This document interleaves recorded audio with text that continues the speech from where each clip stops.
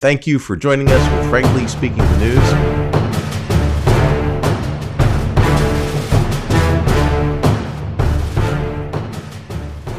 Well, I want to take the opportunity to welcome Ludmila Gomez to our show. Really excited to help clarify some of the misperceptions that took place from our last video about what's going on in Russia and Ukraine. And what we were trying to do is give you a perspective from somebody who has family in the region in both Ukraine and Russia and Moldova and that whole area. So we're neither pro-Russia, pro-Putin, or pro-communism.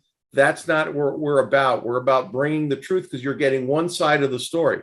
But we do want to posit some questions for you. And I'm going to ask Ludmila on several occasions to give her input because it seems to me that we're seeing a global pattern of antagonism to try and start a war. We could very well be right now in the middle of the beginnings of World War III, and we have to ask the question, why? Why are they trying to antagonize Russia and bait Russia into a war? What's going on? Who's doing it, and what the purpose is? So with that, I want to introduce Ludmila again, and I want her to say hi to everybody out there, and she can share her thoughts on this, and then we'll continue on. Thank you so much, Ludmila, for joining us. We really appreciate it. I apologize for the delay. We still haven't been able to translate those documents because they're photo documents, but we're working on it with Google Translate.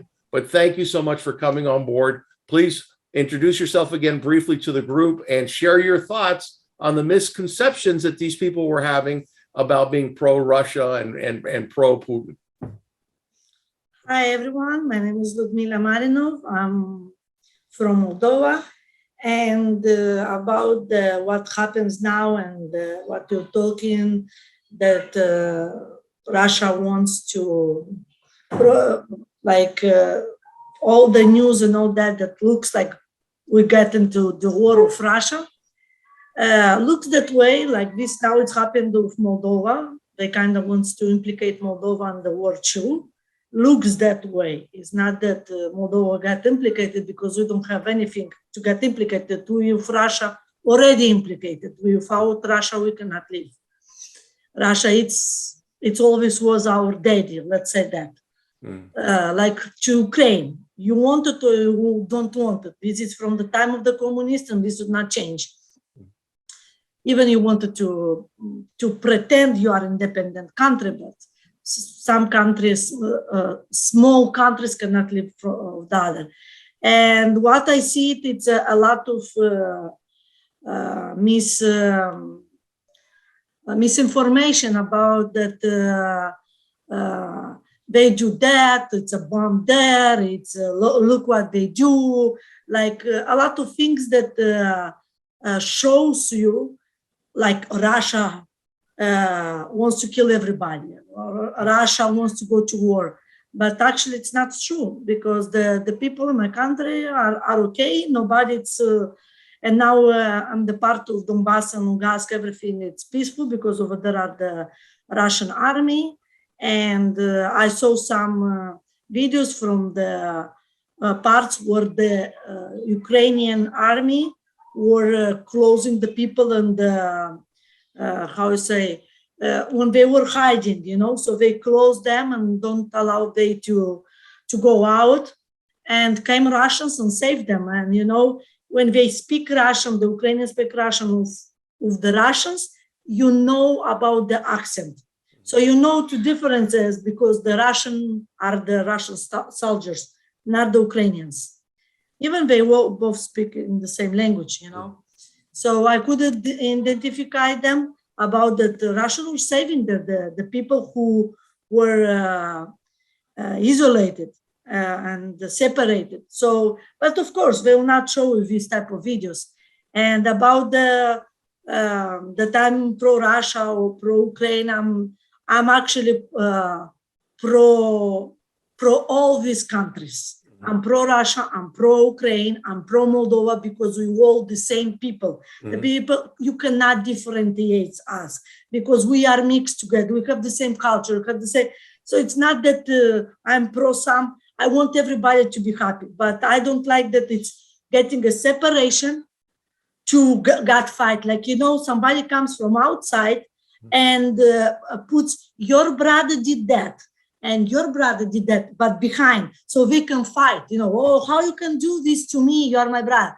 So in this way, in this perspective, I can say, and for me, my heart, it's hurtful from both sides because somebody from outside got there.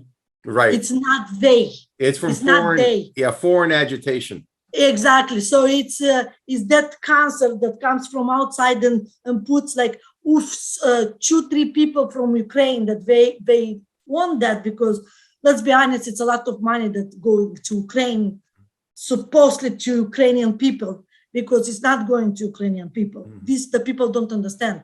The money it's supposedly for Ukrainian people, but not for Ukrainian people. It's for the corrupt that are there in the government. So Putin knows that. Putin knows that in the end, who suffers there and who the people that stays there, that they didn't leave the people that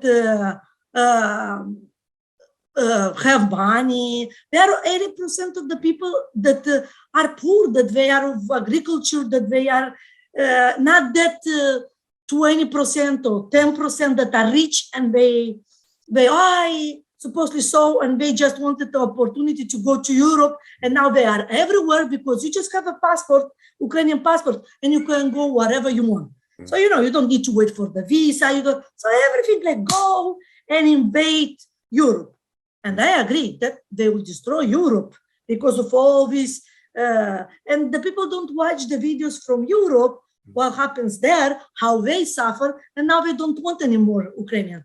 Poland or some countries in Europe say that no more. Why no more? Why you don't want to help anymore? It's you need to give yourself these questions, because what they do, because they're not going the people that these poor people that really needed help. They will not go. The people prefer to die in their country, of their language, of how they are, but they are scared because they know they're Russians, invaded by Russia. Well, we want to look at some of the global implications that are taking place, and I believe that this is part of a global plan for globalization around the world. I totally agree. For a centralized government, and you have to have all these independent sovereign nations collapse, their economies collapse, and right now the Ukrainian economy, the economy in Moldova and Russia, they're all collapsing because of this war.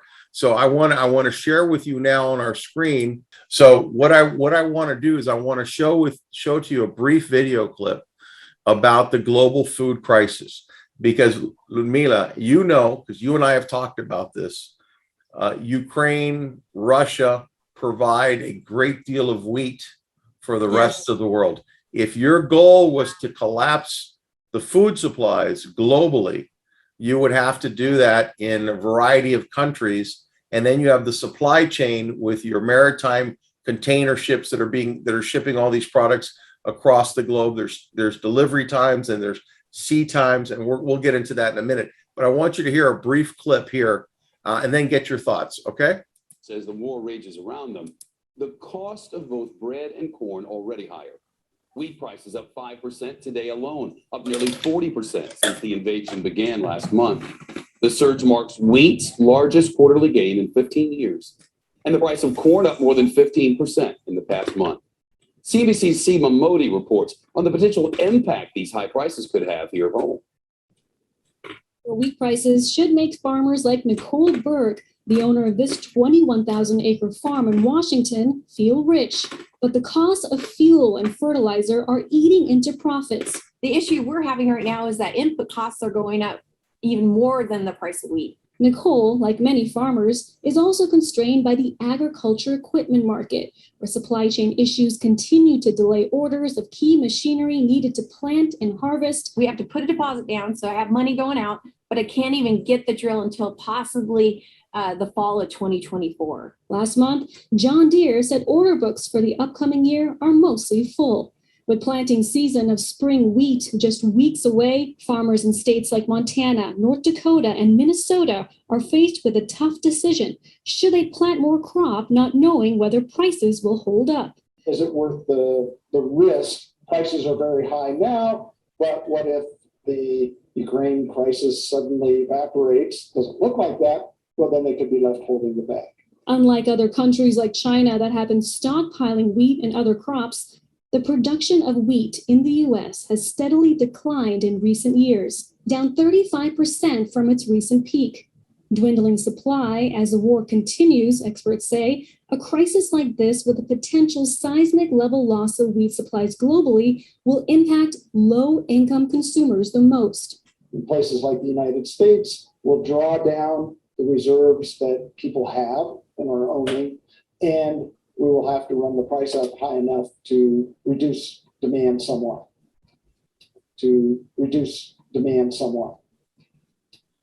As of now, here in the U.S., no even higher prices at the grocery store. Cereal is 15% more expensive than a year ago. Bread is higher by 10%. A number of shoppers we spoke to say if prices continue to rise, they will start to cut back. Shep? Seema Modi, thanks so much. Okay. So I wanted to share that with you because the global food supply is being impacted in a huge way. And I want to compound that, Ludmila, with looking at this as well here. Now, before we get into this video, well, it's not a video, but it's a track. I wanted to get your thoughts on, I don't know if you're aware, but most of the fertilizer, there's a substance called potash, which is a blend of nitrates and phosphates in fertilizer, comes from Russia and Ukraine. And that the planet, the globe uses that. They import it from Russia and Ukraine to fertilize their crops. There's a huge shortage because of this global war that's taking place now and what's happening. So this will also put pressure on collapsing the food market. So I wanted to get your thoughts on what you just saw. Share with us. Okay, my thoughts are that, first of all, what I learned and what I know is that the corn is from United States. The corn was the product that was transformed to Europe from America, from the continent America. So I don't understand what has to do Russia with the corn, first of all. And the other thing that fertilizer that comes from Russia, I didn't know that fertilizer, because United States kind of produce here. I don't know why Bill Gates is buying the land. Nobody's asking, nobody's talking about that, but this is kind of curious too. Mm-hmm. And for me, when I put a lot of things together, I think this is everything. It's fake. Do you see how many times they put on the screen global food supplies? I think they want us to think that it's because of that war, it's a crisis, that the people don't have what to eat, and that you needed these supplies and you needed that. Why? Because they needed to have an excuse why to raise the prices. And you need to understand behind all that are the globalists, because they have and they power the agricultures. They have and they power all these big companies that give you the meat, the food. So they put you a lot of things that you cannot eat because they put GMO and all that here. And Russia, I know they don't allow GMO. And Russia and Europe, some of the countries, but the majority don't allow GMO. I know that Europe will suffer because Russia is given to Europe, but United States, no. To United States is only the gas. And supposedly, if Russia is so bad, why you didn't took the gas from the Russia out? You have a lot of good points. The thing that's happening is because we had started the global supply chain over 20 years ago, a lot of the products like this potash is manufactured in Ukraine and in Russia. Now, if Ukraine and Russia are in conflict, they don't have the opportunity to ship that overseas. It also impacts them locally because they make money off the export of potash and off wheat. They ship a tremendous amount of wheat. So by inciting a war and creating a war in the Ukraine, okay, and getting this all together, and they're doing it, they're provoking it. We have this happening on the supply chain. Now, I want to show you something else here. This here is basically a navigational chart of China. And if you look at these vessels, these green vessels, these are all tankers. The red are oil tankers, and the green are container ships. If you look at the round dots, and I'll show them to you, you'll see these little round dots as they go in. Those are container ships that are stationary. They're not moving. The ones that look like this over here are ships that are positioned to that are ready to move.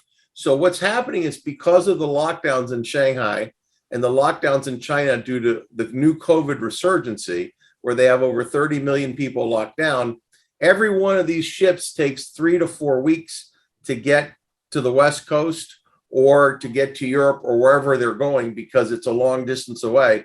So we also get supplies from China that are not going to be arriving in time. So they're putting the squeeze on the global supply chain. Now, I want to get over here and show you this over here too. And this will give you some idea of Twitter. But I wanted to get your thoughts on the ships, because you can actually see that by satellite, what's happening. Let's see here. And to your point, everything is about Russia. They don't show the other side of what's going on, which is true. But our hearts go out to both the Ukrainian people and the Russian people and the Moldovan people. What we want is peace.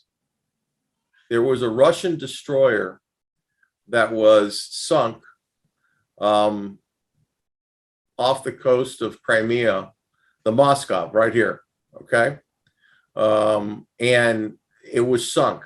Now, the United States let it leak that we assisted Ukraine in sinking that ship. Normally, if that were true, they wouldn't say anything because they wouldn't want to antagonize or throw gas on the fire, but they allowed that to leak. Then they retracted that and said that they did not assist the Ukraine in sinking that destroyer, okay? My point being that, to your point, there are other people antagonizing and profiting off this war. Yes. People are selling arms, munition, and food, and instead of trying to come to a peace settlement and discontinue, they're advocating more aggression. So I wanted to go through this and show you what's happening, because it's a frightening situation, because we could be in a global war and not even know it. And then the question I have is, what would be the interest of George Soros, the World Economic Forum, and the globalists? Why would they want to destroy Russia, Ukraine, and those countries in the Baltics? Why would they want to do that?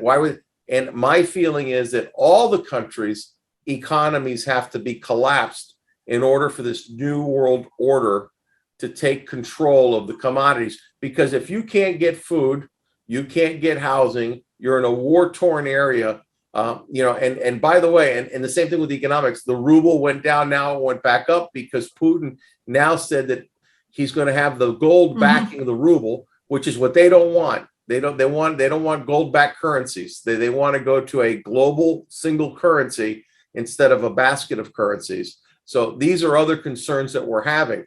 So we've been praying for the people of Ukraine, praying for the people of Moldova, praying for the people of Russia, that this situation, and Belarus, because Belarus is now in the middle of, and Romania could be caught in the crosshairs of what's happening here as well. So I wanted to get your thoughts on everything I just mentioned. Give me your thoughts on that. Okay, about this ship, I think United States talks more about the destroyer of the ship that Russian talks.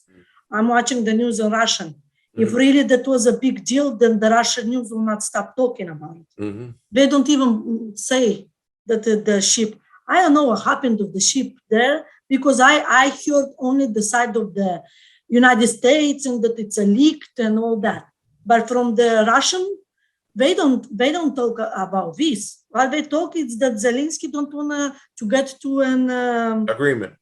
And Zelensky said, like, I got to an agreement, because I saw a video where he was fighting with a soldier, and the soldier said, "We don't want that war. Please, let's stop." And he got so mad and said, like, "Oh, then you are a coward, and we don't need to let."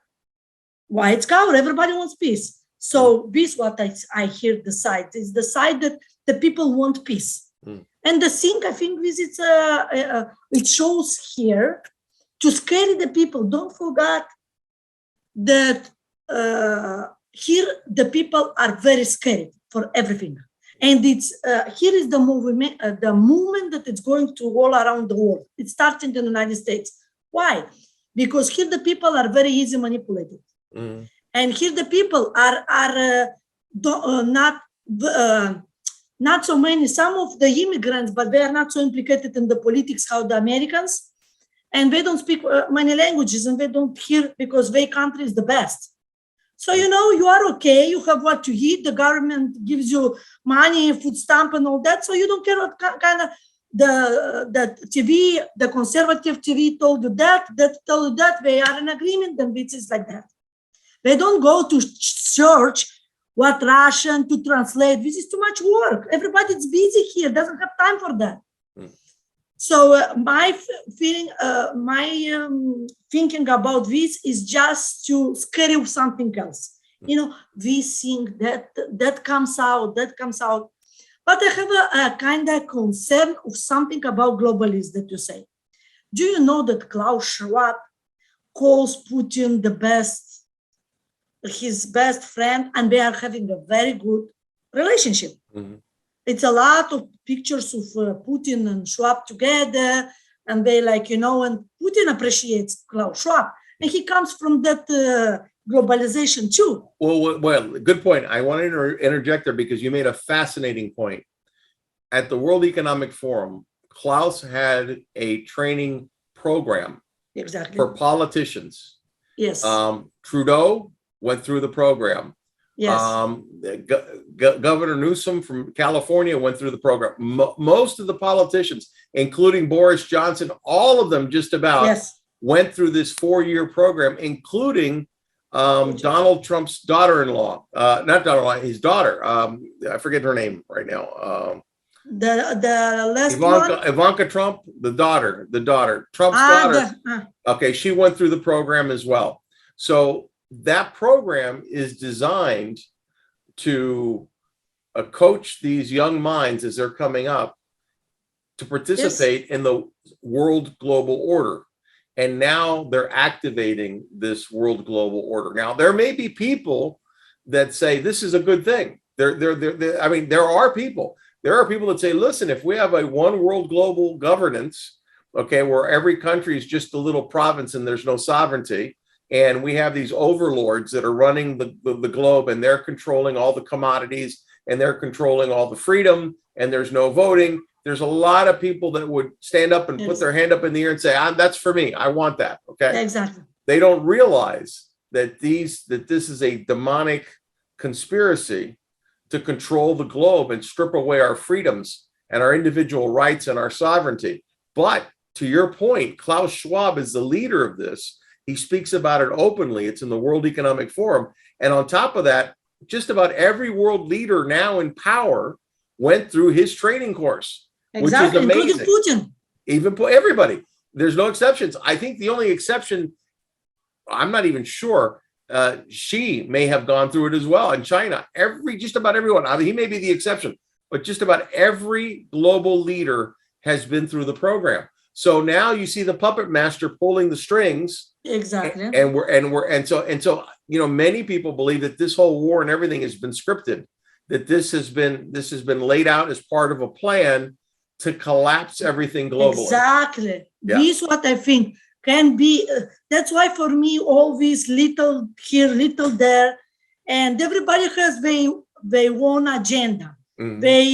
And especially we are on the time of the technology. Mm-hmm. You can see so much information that you cannot even digest. Mm-hmm. And everything is from their side, from who wants to show what.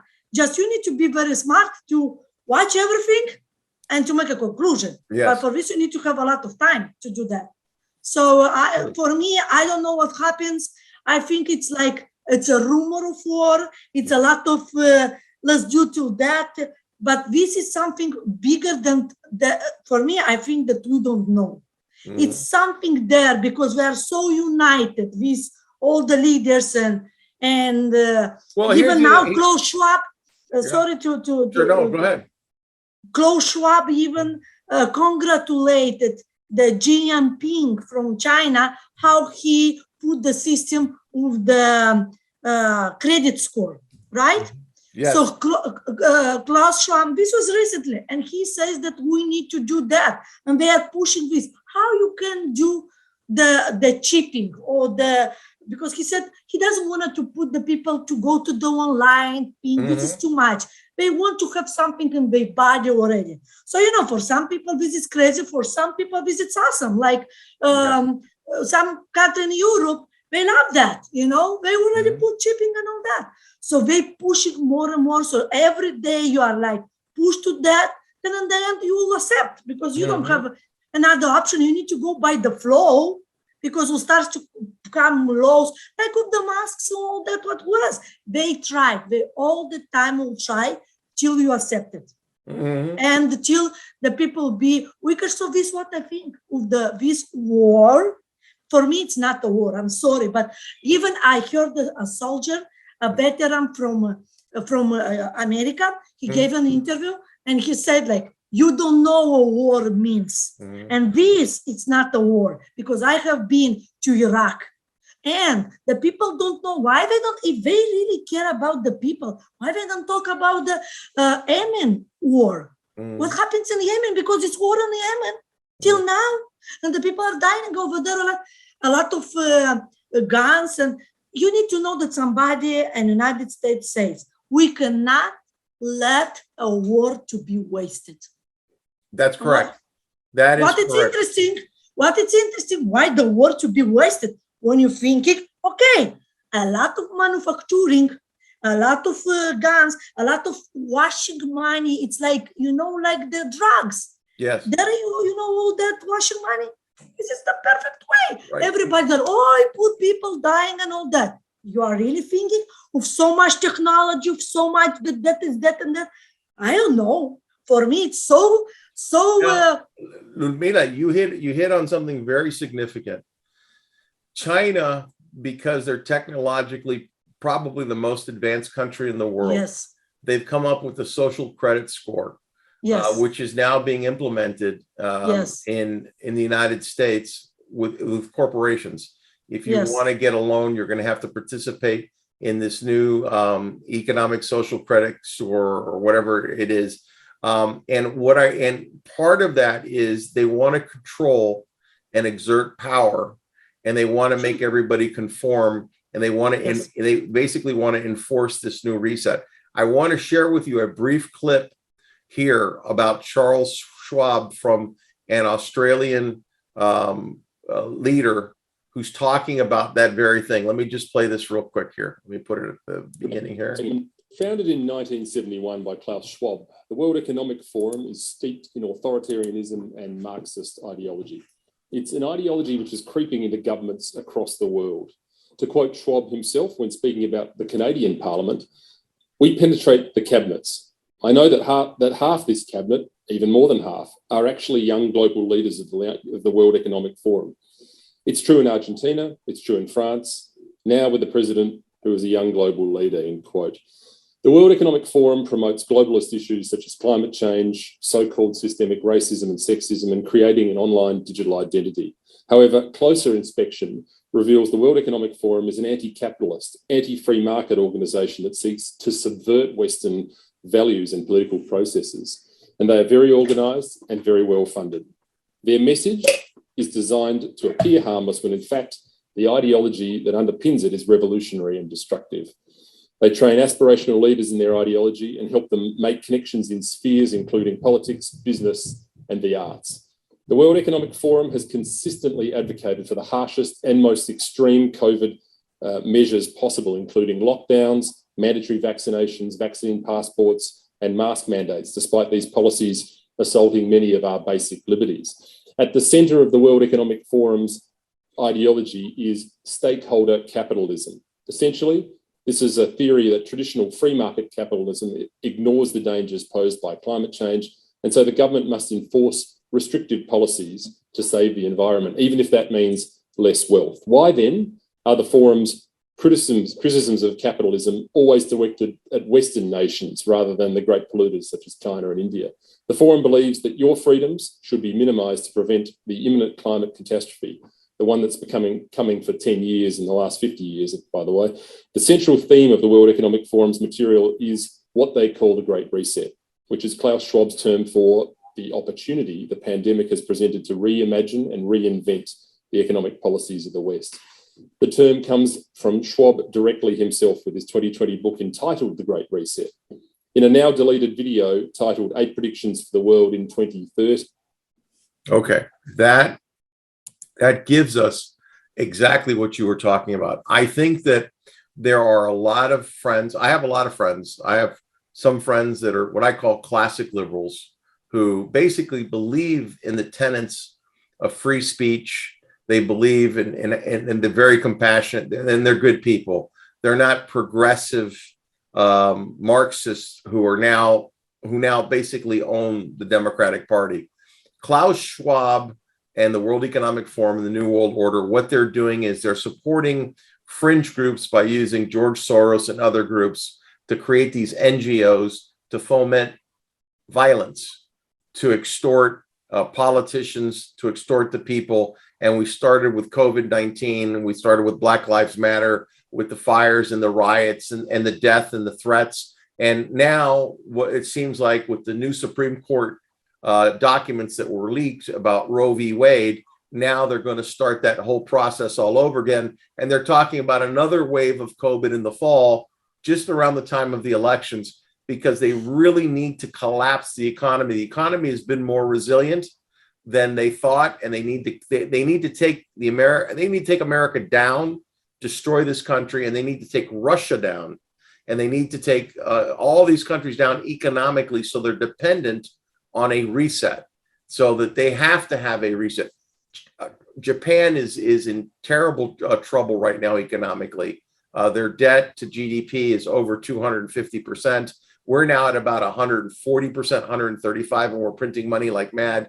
So I think that it's really important that people open their minds. This is not about Democrat, Republican, or independent. Yes. This is not about, this is about freedom. That's what this is about. This is about economic freedom and independence and sovereignty versus being enslaved in a global new world order. And there are a lot of people, unfortunately, that, and I'll tell you, it's going to get worse when they have to depend on the government for food. They have to depend on the government for healthcare. They have to depend on the government for housing. Rents and have gone up 35%. Housing costs are going up. This is all part of hyperinflation that's starting to take place. So I think that you and I will have more discussions about this. I want to give you my final thoughts on this that I just shared with you. Hear your thoughts, and then we'll end it here and we'll reconvene to do another video. And I really appreciate your input, but I want you to share with me your thoughts on the World Global Order. I mean, the New World Global Order, Klaus Schwab, which you started also, and the World Economic Forum, and what you know about this, what you're hearing in Russia, what you're hearing in Ukraine, Moldova, the friends that you have. Are they aware of this? Are the people in your circle, do they understand what's happening on a global stage? Please share with us. Okay, so for me and my circle, we all the time talking about that. We know, I had my friend, she's from Moldova too. She was studying with me in the school and the same class. She's in Italy. She lives in Italy, the same time that I'm living here. So she almost everything what she said will happen. It's happened now, because she saw already the things with the COVID, and she was showing me a lot of videos that I was like I was kind of scared too, from beginning. But she gave me these points, and my sister-in-law too, that she was very, very Democrat, liberal, and all that. But she said something is not right here. So this what happens, that this world, it's not right. A lot of things the people know, some of the people know, but they don't do anything about it because, special here, they said, like, we are free.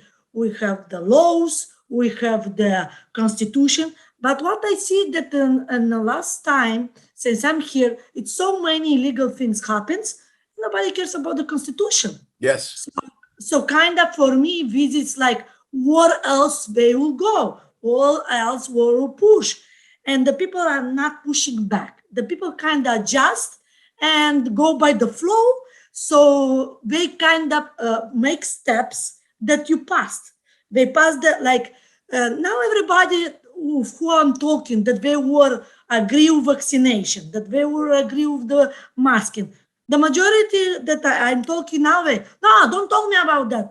This was a BB, nah. And I'm like, oh, what make it to change? And I said, it's coming another pandemic. Oh, no, don't tell me, but I don't want to hear about it because they get so mad. They were like brainwashed and all this. So this how will happen when it will be too late. With the everything what they talking, it's to program people how they use the technology, they use the media, because this is not media. For me, this is agents that they are playing with you. Look, the lie repeated 100 times becomes a truth. Mm-hmm. So this is what they do. They put, and how you couldn't see to hear the videos from the past of them about the everything what they did. They talk, but a lot of people don't hear them or don't understand at that moment what they're talking about. But you need to take care about what the words are, because they said, we will do that. We will make that. We will go. And even of the, they don't want a gold standard. They don't want cash standard. Mm. They want to take away.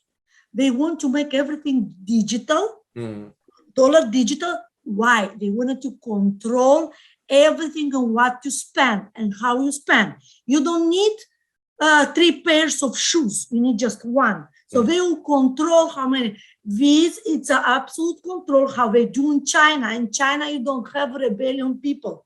They are under. Why? You don't see. And a lot of people say, oh, why China don't fight? Why people from China? Because this took years, manipulating, and now everybody's scared that will come here too. Look at here with the COVID, how everybody was manipulated and was like the ships. You say that we are going. Even DeSantis said he accepted to lock out the country and was a mistake. Yes. He shouldn't do that. But you see, he did that. Yes, he did. But hang on just a minute. I want to share something important. Hang on a minute. I want to get your thoughts on this. Who benefits? Let me rephrase that. What country benefits the most if the United States ends up at war with Russia? China. There you go. And what they're doing is they're taking China's social credit score. They're taking China's technology. They're taking what they're doing is China is the model, but they want to have somebody else over China. China is the model of the New World Order.